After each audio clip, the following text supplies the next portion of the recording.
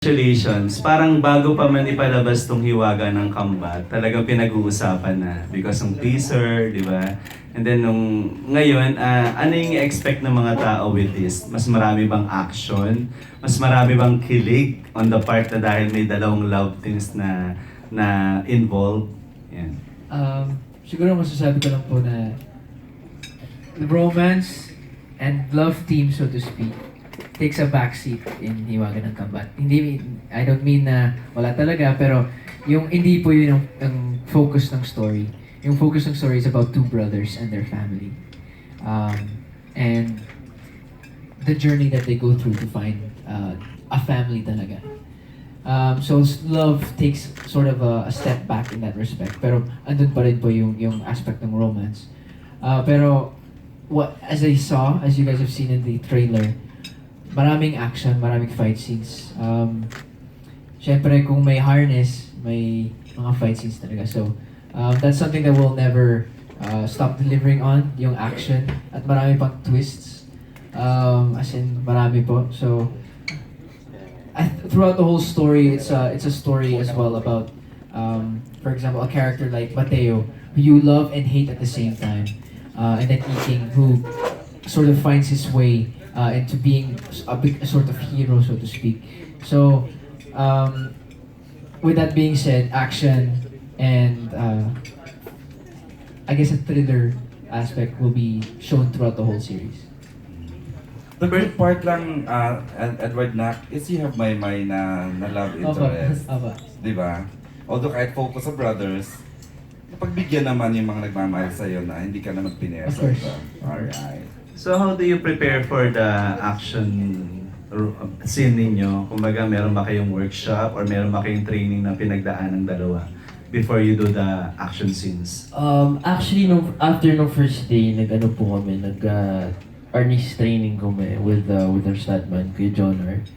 At masaya siya, masaya. Maano mo talaga yung techniques ng Arnis. Kasi pag tinignan mo pala, ang mga action talaga pala, pag tinignan mo sa mukhang madali gawin, pero pag ginawa mo na, sobrang hirap. Every step, may ginagawa yung isip mo, may ginagawa yung kamay mo. So, hindi talaga siya biro. So, may preparation po talaga kami bago nung next fight scene, which was bigger. So, yun po. Edward, ikaw, ito mo na yung hirap mag-arnis. I'm lucky po kasi wala akong arnis pag full costume, back costume. Pero sinabi ni Kuya Jonar sa amin, first day pa lang na we should show yung talagang yung totoong and authentic technique ng arnis. Hindi yung for action TV lang. Dapat yung mga experts ng arnis, as much as possible, can see the techniques that we're using in Hiwaga ng Kambat.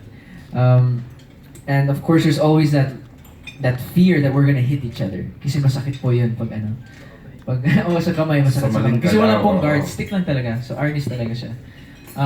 And there's always, especially at the beginning, first day kasi, yung scenes that you will see in the next episode, yung first away namin, first day of taping po yun. So, of course, we're still adjusting to each other. We're still practicing the fight scenes. So, it took a while, but it was worth it. At feeling ko ngayon naman, mas comfortable na kami. Kahit may harness, mas we're better at using them as well. So, may preparation naman, but slowly, we're understanding not just the technique better, but each other as well. So, pa-intense siguro ang action scenes dito. Actually po, yung very first scene ng Hiwaga ng Kambat, yung mag-aaway kami sa gubat. Yun po, yun ang teaser ng siguro final. Hindi ko po sure, pero from what I've heard, yun po ang teaser ng final fight namin ni Mateo. Iking na Mateo.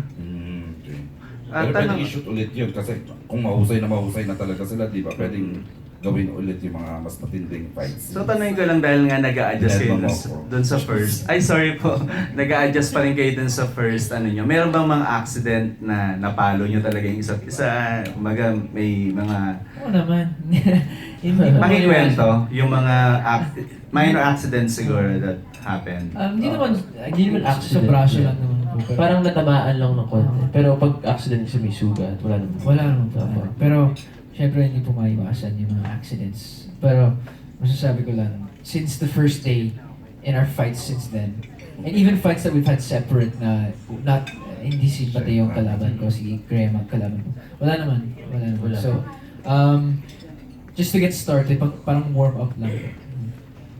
Tanong ka lang, Edward, ano yung challenges na yun dun sa character mo? Kasi bukod sa pag-acting, di ba, parang yung prosthetics mo. Kumbaga, meron bang parang nairita ka or parang dahil sa tagal, may ganun. How do you handle yung costume mo being ito? For me po, yung costume follows. Kung kilala niyo yung character mo, kilala mo yung story, I think story arc, tsaka yung scene. Everything else will follow, pati emotion will follow. Which is especially helpful when you have such amazing actors kasi you can just react to what they're doing kasi do it yourself. So acting is reacting, so to speak. Pero yung suit itself or yung prosthetics, it all follows dahil I think I understand Iking well. I think in a regard, Iking is a part of me because I think like him as well. And probably one of the things that I struggled most, especially at the beginning, yung mata. Kasi bulag po ako, hindi ako pwede galawan yung mata. So pag kinakabahan ako, I look around a lot. So malikot yung mata ko. So hindi po pwede yun. So I have to thank Direk Ona at Direk Jerome kasi lalo sa simula, nahirapan ako dun. So pag kinakausap ko si Gray, dito siya, kailangan ko dito ako tumingin. But it takes a little bit of getting used to, but thanks to the patience and the guidance of the whole production, ako na po lahat. Tanong ko lang din sa dalawang girls, kayo din ba meron kayong parang action scene din dito? Or talagang nandito lang kayo to support itong dalawang brother na magiging love team at love interest nila kayo? Or meron din kayong eksenang gagawin na medyo intense? Base po siguro yung na-tape po namin, about lang po dun sa support lang pa. Tapos parang konti na yung nag-artist ako dun sa sa teaser. Pero konti lang, pero hindi naman wala pang fight scene, wala. Chantal. Gaya din po ni Ate May, wala pa naman po kaming scenes na action. As of now, sa mga episodes po ngayon, puro support lang po, puro mga kilig-kilig pa lang, mga ganun pa lang po. May nakita mo yung hirap na Edward sa... Ay, opo, sobrang Oo. sobrang pinaghandaan niya po itong Hiwaga ng Kambat. Kasi nung time na yun, lalo na po yun. Sabihin ko. Okay. Kasi di ba po, wala naman siya alam sa Arnis. Arnis ba yun? Yeah. Oo, tapos wala siya alam sa... Ang alam niya lang sa fight scene yung sa Fantastica, pero laro-laro lang naman yun. Wah! Gagano'n ka pa nga doon, joke-joke. Dito po kasi sobrang seryoso. So talagang pinagandaan niya to,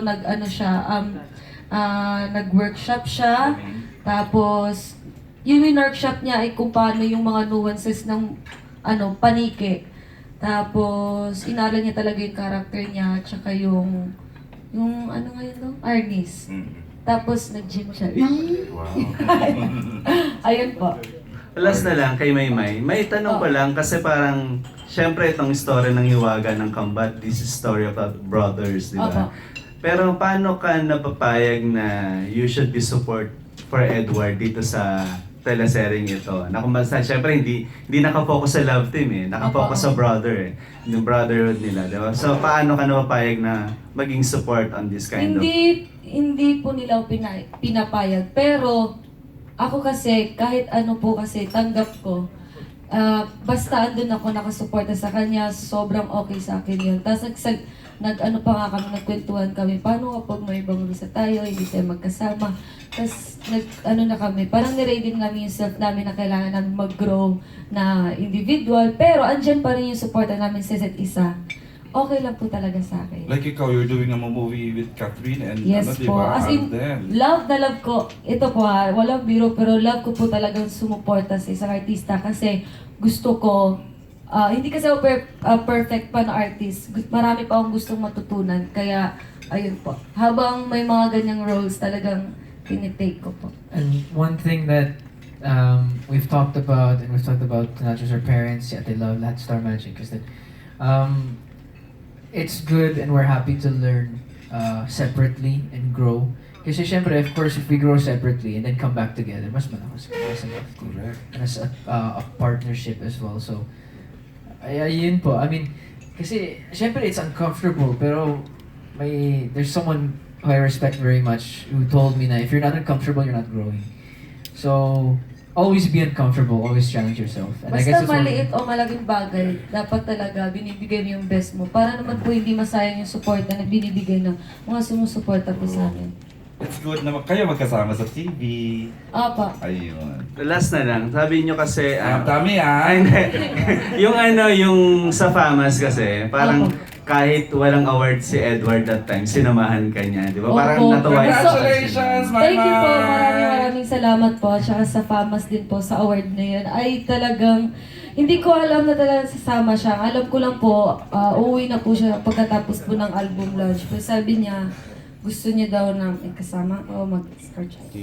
Pero dun sa, yung nag-speech po kasi ako, dapat niya kasama siya dun. Pero sa sobrang kaba ko, hindi ko na alam kung ano pinagsasabi ko. Tapos nawala na yung pasalamat ko sa kanya. Pero, sobrang... Nakalimutan mo isa sa speech. Po? Hindi Kasi mo yung yun si speech Edward. po, parang dire-diretso na. Tapos nakalimutan parang mo siya. kabala na, bala na kung ano yung nasa, kung ano yung sinasabi ng puso ko, last sabihin ko. Tapos, gusto ko talaga magpasalamat na nandiyan si Dodo, ganyan. Parang kinakabahan ako. Wala na nga po doon yung photo, Okay. ano? Ano ba tawag? Yung mapapicture ka after mo maano yung photo, award? opo. Umalis ako.